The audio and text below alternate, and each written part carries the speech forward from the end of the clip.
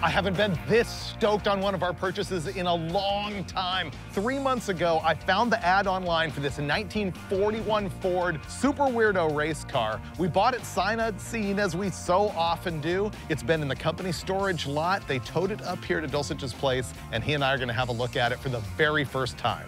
There it is. I am so pumped on this. Wow. I never liked a 41 Ford before I saw this thing. Oh, look at this. The windows go up and down with a strap. Oh, Hemi Dart. Yeah. Whoa. Isn't that awesome? Oh yeah, you unsnap and pull it up the glass. They're Lexan. Uh-huh. Lightweight race car. That's great. I wonder what other hidden gems we'll find in this car. Everything. Oh, man. Okay, you got to see under the hood. Okay, pop the hood and surprise me. This thing is a Ford 300 cubic inch straight six. Wow. Look at the setback into the firewall. I know. Dude. What is that? The transmission cooler is in the hood. Is it front steer or rear steer? I don't know, but it's got an nacelle supercoil with no wire going to the coil tower. That's probably for backup, in case Yeah. it breaks during the race. It's front steer, so it could handle okay if it isn't like a butchered installation. Man, the hood weighs a ton. Is there a prop rod? I don't know, I didn't look. I remember when fat fender cars first became popular in hot rod.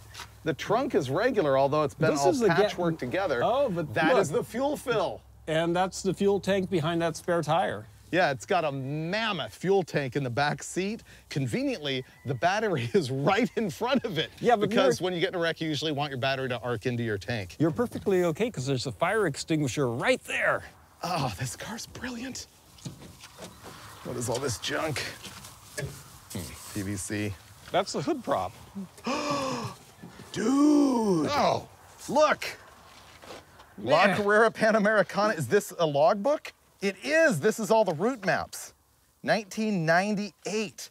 That might be when they raced this thing. That's awesome. Look at that. That's original. This is like documentation. La Carrera Panamericana. 97? Oh man, I'm so pumped on this thing. File these. I am. Wow. Hey Steve, let's put this someplace other than stacking them outside in the rain. I'll read them later.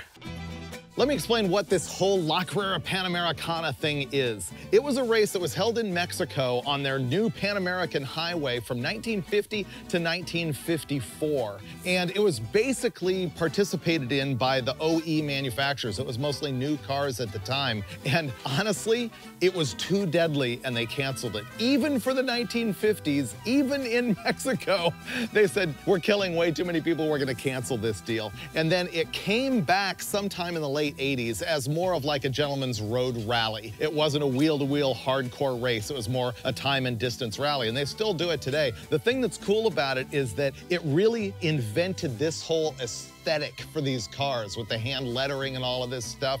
And these days, the cars go all the way back to 1940, whereas in the original days, obviously, it would have been 1950, 1954 new cars. But in, I believe, 53 or 54, Hot Rod Magazine sponsored an entry by Ack Miller. His entry was called El Caballo de Hierro, which is the Iron Horse. And it was this nutty contraption of a hot rod that ran really strong against the European car manufacturers. And that's what made it legacy in the hot rod world.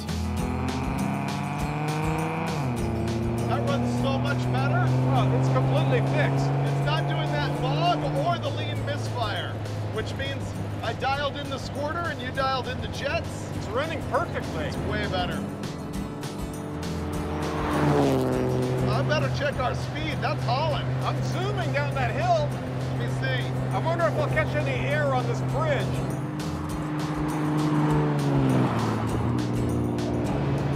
Wow, it's buzzing. Dude, this is 76 right now. Wow, You must have been going 90.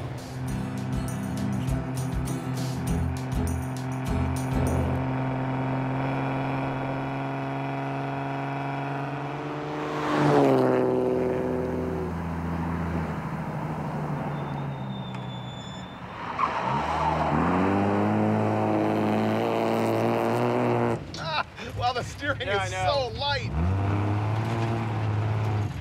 You know, it's weird, this car is built for racing in Mexico, but nothing like Baja. It's all for pavement, but for some reason I wanted to drive it off-road.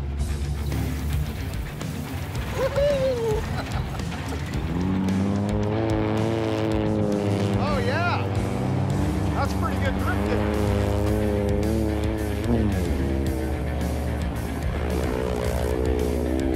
Not bad, Freibuger.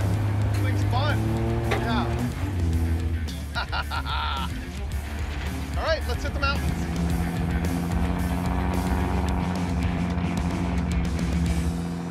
I don't know how I really feel about the mountain road handling of the 41. I was picturing it going like 100 miles an hour around turns, just flat tracking, but I don't think that's this car.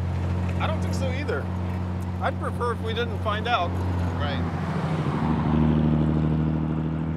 It definitely does not give you a sure feeling through the corners. No, Nah. too vague on the steering wheel. The alignment's weird. So this road reminds me of something you could find in Mexico during that race. You think so? Yeah, I think they go through open highways and windy mountain roads and stuff. They go up to, 10,000 feet of elevation in some places, I think. Yeah. That's why this has an altimeter. Oh, wow, that's pretty handy. Yeah.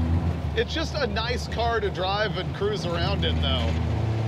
Oh, look at this. Windy road next 4 miles. Yep. Oh, maybe it's a little better than I'm thinking. Yeah. It's that fast turn-in throws you off, but you just got to be careful not to let it be twitchy. Wow, that's actually not bad.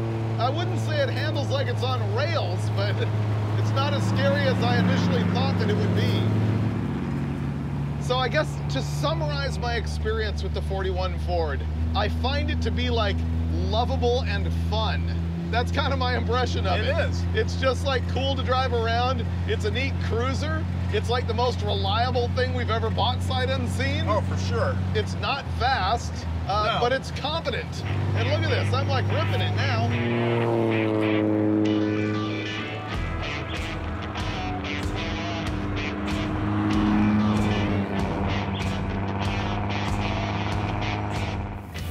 Hello, horsey. We have horses.